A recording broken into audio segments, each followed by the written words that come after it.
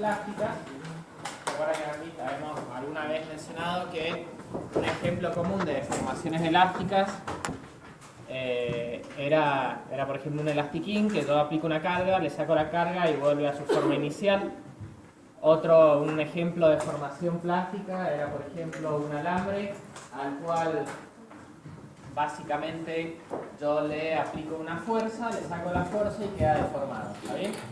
Y cuál era, digamos, qué característica principal tenía, era cuando yo tenía una deformación plástica o una deformación permanente, era que, ¿qué pasaba con los enlaces?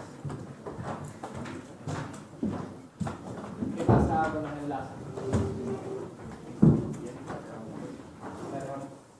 Bien. ¿Qué pasaba con los enlaces?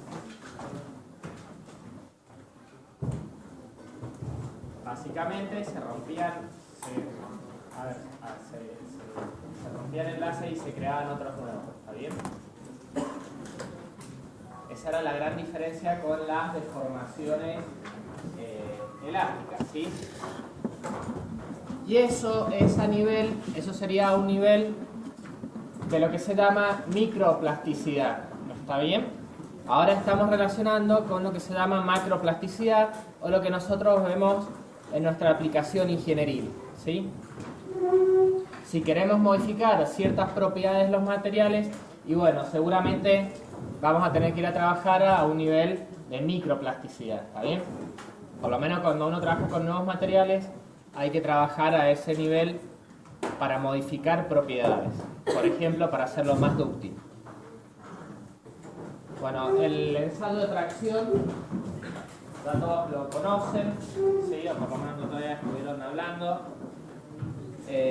Y básicamente consiste, saque una de aluminio, van a ver que se rompe abruptamente por la aplicación de carga, deja de resistir la carga. Y fíjense en la zona central que se va a empezar, es muy rápido, pero se alcanza a formar un cuello y conlleva la fractura, ¿sí? Enseguida vamos a ver algunas cosas específicas de lo que es fractura.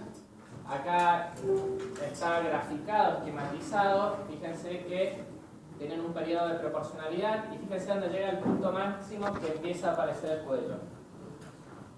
Cada vez, bueno, ahí ven que va apareciendo el cuello en la zona central hasta que conlleva a la fractura, ¿está bien?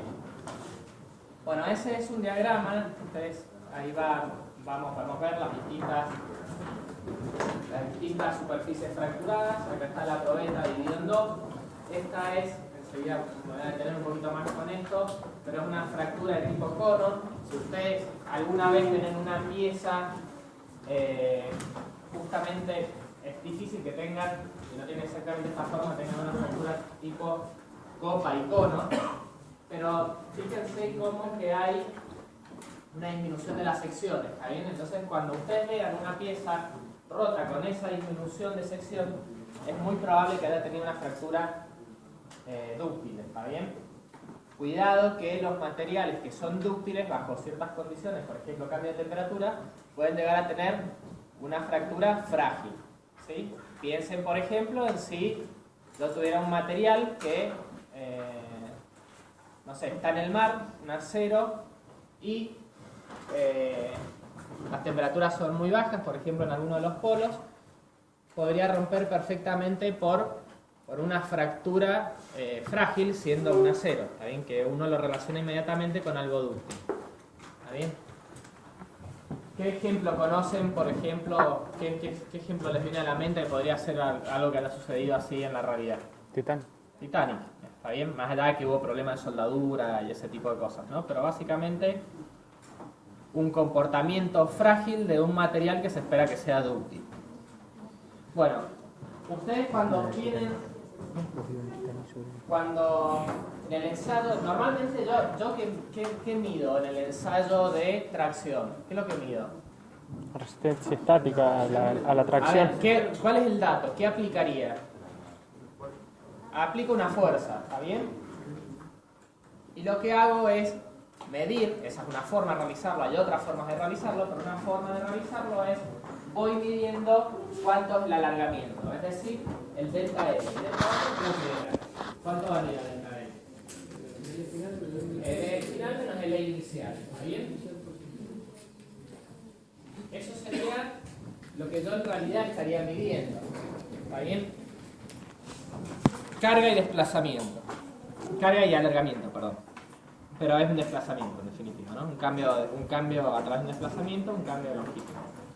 Bueno, pero normalmente a uno no le interesa tener... A ver, si yo empleara mis diagramas de tracción en función de carga y desplazamiento, dependerían directamente de las dimensiones del material, los ensayos que haga. Entonces, de alguna forma, trato de dimensionarlo. Entonces, ¿cómo trato de, digamos, que no dependa de las dimensiones? ¿O cómo lo dimensionalizo? O sea, tiene dimensiones, pero lo llevo a otras unidades, a un cambio de unidades. Bueno, utilizando tensiones. Entonces, cuando yo tengo tensiones, creo que era... ¿Cuánto valía una tensión? Una tensión normal. Fuerza sobre área. ¿Sí? En este caso vamos a usar ese sub 0. Y las deformaciones, ¿cómo se llamaban? ¿Cómo eran? Delta L sobre quién? La longitud inicial. Sobre LC. ¿Está bien? Por ahora, vamos a ver por qué, los vamos a llamar como deformaciones líquidas, como tensión convencional o ingeniería. Ya vamos a ver por qué. Y a esta deformación le vamos a llamar deformación convencional o ingeniería. Se dan cuenta intuitivamente que son las tensiones y las deformaciones que más comúnmente uso en ingeniería. Por eso se llaman ingeniería. ¿Está bien? Entonces, ¿cuáles serían las dimensiones? O sea, si uno hace un análisis dimensional, ¿cuáles son las unidades de esto? Por ejemplo, newton sobre metros cuadrados. Dependiendo si es una aplicación mecánica, serán newton por milímetros cuadrados. ¿Está bien? ¿Y esto qué dimensiones tiene? Adimensional. Es adimensional. ¿Está bien? Entonces, estaríamos acá, ¿no? El problema es que, ¿qué pasa cuando yo tengo grandes cambios geométricos? Mientras yo me mantenga dentro de cambios geométricos pequeños, es válido usar esta referencia de S sub 0, ¿sí? El tema es cuando yo tengo grandes cambios geométricos que me conduce a errores grandes en el cálculo de la tensión. ¿Está bien? Entonces, ahí aparece lo que se llama el diagrama real de tracción. Bueno, acá tenemos un diagrama, acá estos más o menos ya lo han visto. ¿Sí? ¿Lo han visto esto ya o no? ¿No? Bueno, hablamos algunas cosas en particular que me interesan. Este es el diagrama básicamente convencional. La probeta, esto a ver, nosotros lo relacionamos con una probeta porque estamos determinando propiedades del material, propiedades mecánicas. ¿Qué determinaban en el ensayo de tracción? ¿Qué propiedades determinaban? ¿Cómo? Resistencia estática a la tracción. Por ejemplo, ¿qué otra cosa? El módulo de elasticidad. El módulo de Young, tenacidad, resiliencia, ¿está bien? Casi las propiedades que uno inmediatamente utiliza, no digo que son las únicas, pero inmediatamente utiliza en algún cálculo, en alguna verificación o algún diseño de una pieza. Entonces, ¿qué pasa en esta etapa? En esta etapa hay un estiramiento de la probeta, un cambio en la longitud, pero casi no hay un achicamiento de la sección, ¿sí? Y podemos decir que las deformaciones son elásticas, porque si saco la carga vuelve a su posición original. Y la distribución de deformaciones son homogéneas. ¿Qué quiero decir con eso? Que cuando yo estiro la probeta, yo le aplico una carga, P, al deformarse, ¿qué va a pasar? Voy a tener tensiones en qué dirección. ¿Dónde aparecen las tensiones? En el eje de la probeta, en el eje longitudinal de la probeta, ¿está bien?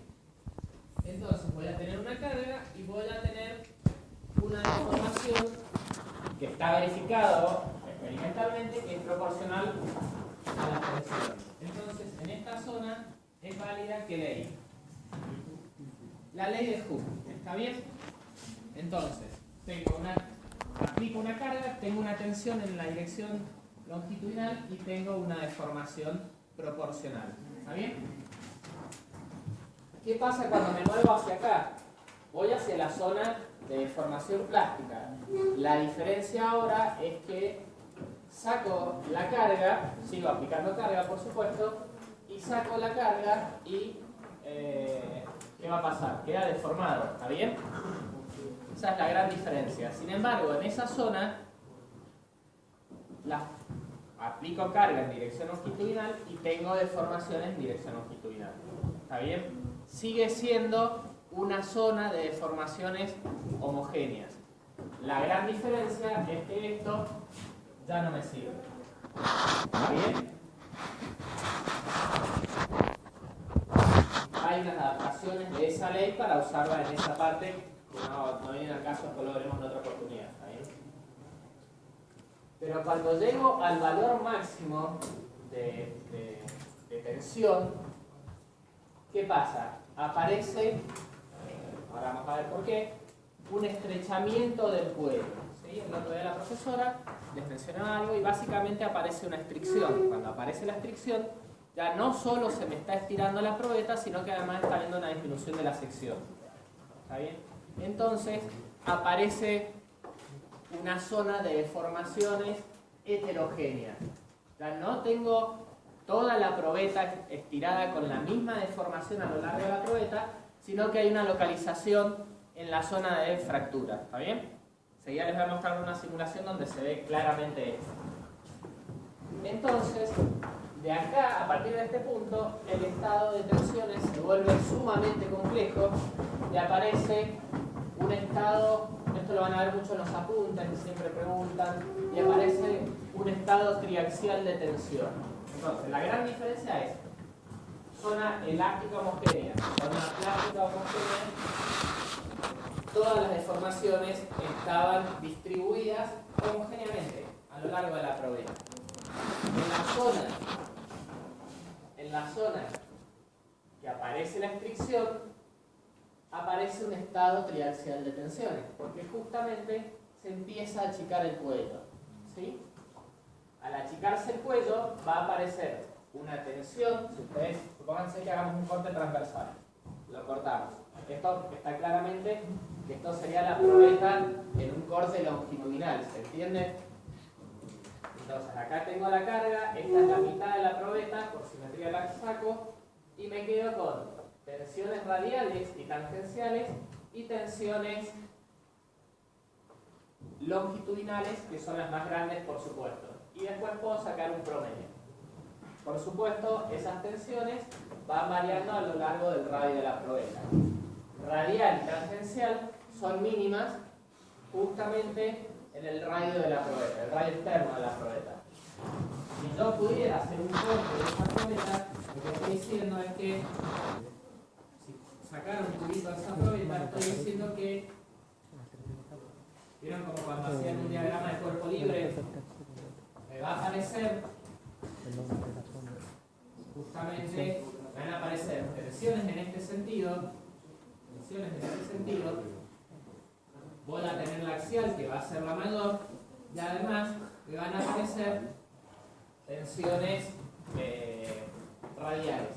¿Sí? Entonces, la tita, que está alrededor del ángulo, serían las tangenciales en este caso. Vendrían las radiales, ¿sí?